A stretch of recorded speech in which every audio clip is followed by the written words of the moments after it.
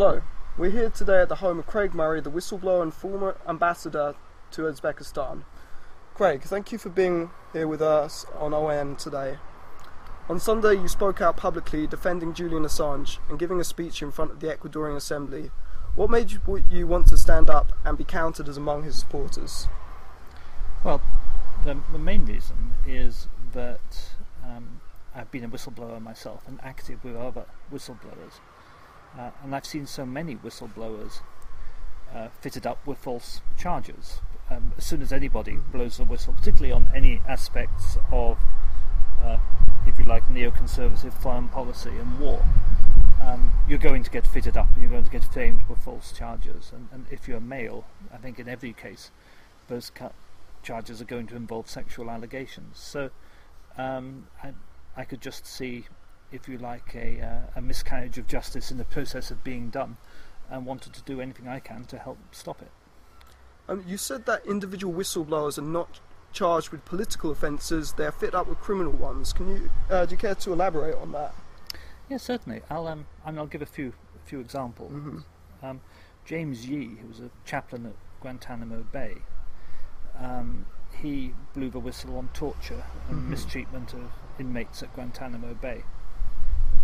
He was first of all charged with espionage and acts of espionage benefiting a foreign country.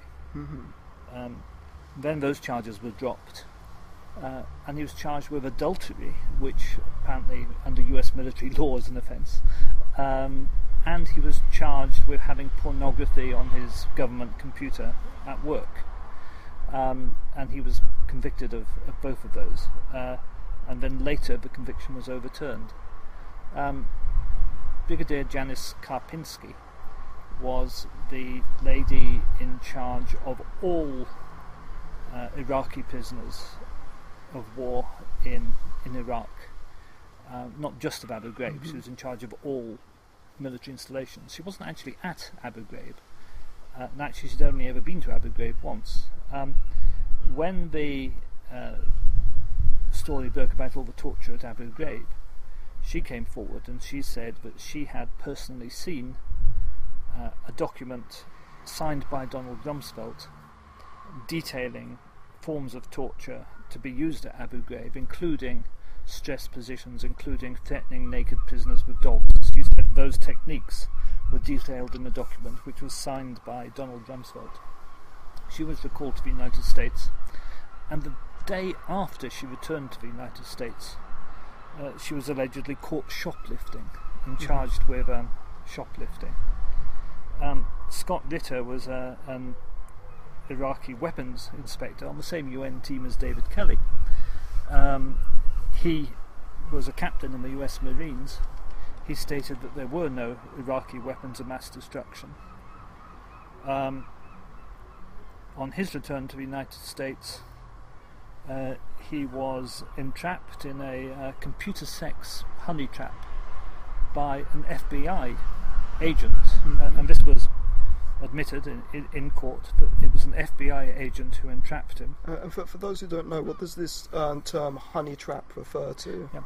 Honey trap is where you put, if you like, sexual bait in order to catch someone, to entice someone into a sexual act, which they otherwise might not have committed had you not put the temptation right in their way. And it's a term frequently used in espionage and diplomatic circles, because it's a well-known technique of the security services.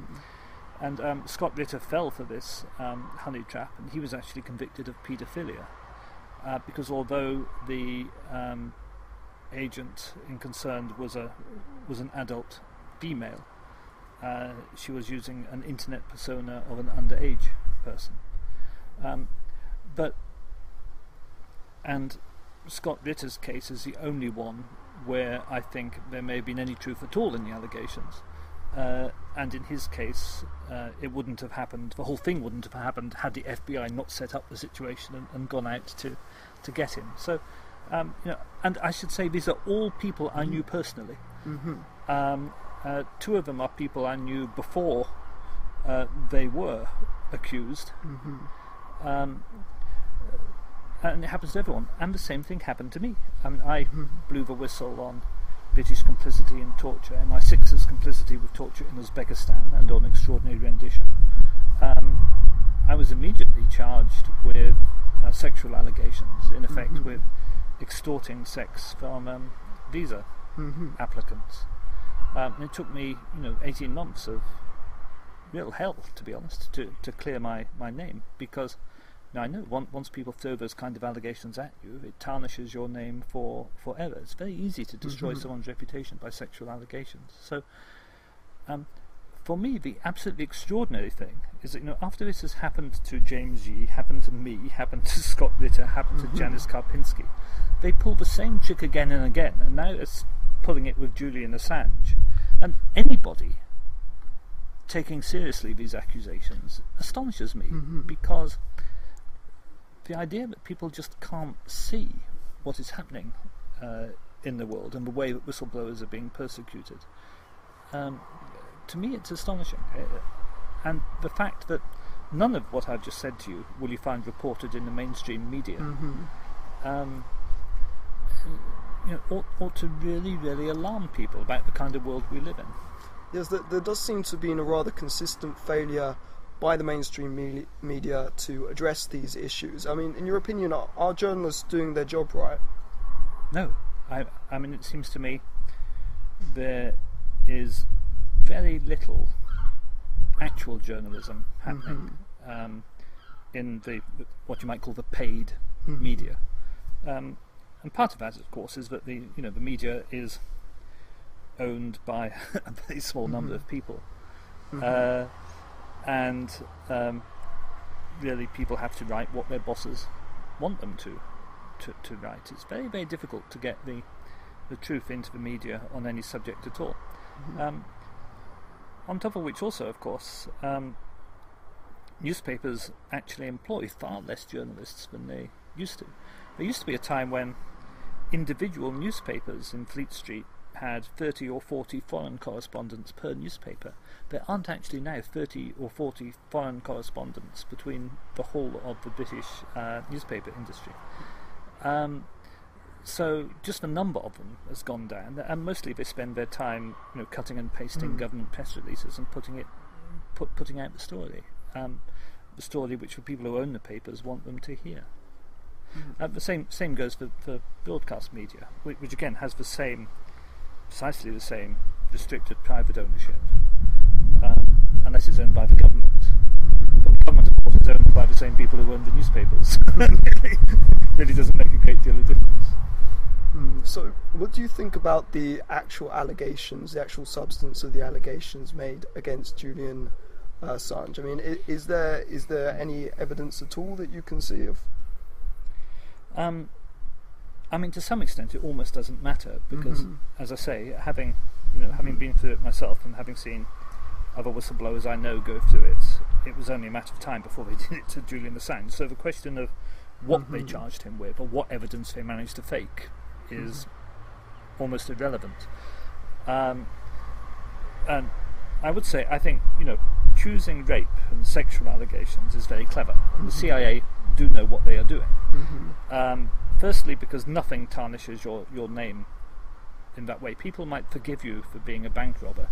They might even eventually forgive you for being a murderer if you said you did it in the heat of the moment. But nobody will ever forgive you for being a rapist or a paedophile. So the choice of allegation is very clever. Also, it splits the left. If the Birmingham Six had been charged with rape, they would still be in jail today, because nobody would ever have been allowed to query the evidence against them. Because, unfortunately, because of the genuine problems with genuine rape going unpunished in society, the reaction to that has been that many perfectly decent people think the only way to correct that imbalance is by removing essentially all protection to people accused of rape. And that view is deeply held by genuine and decent people who are concerned about the position of women in society. But once you have a social acceptance that you ought not to be allowed to challenge people making accusations of rape, that makes it the perfect tool for a security service to use, because everyone has agreed in advance that it's the one crime that no one's going to challenge the evidence or challenge the accusers. And as I say, you have so many people on the left whose primary political concern is feminism, who are being used as useful idiots by the CIA, who have been sidetracked into vitriolic attacks on Julian Assange, who are calling people like me rape apologists, just because the CIA has been very, very careful to choose the one accusation which they will always uphold, be it true or not. And that's the main problem with the allegations. But no, I mean, it is well worth studying the detail, both of the allegations themselves and of the people making the allegations and of the procedures which have been adopted, because even if you didn't know all the background I've given you about how whistleblowers are always fitted up with these allegations, even if you didn't know that, just from a careful, close examination of the evidence in this case, which is widely available on the internet, anybody would conclude this was a fit-up.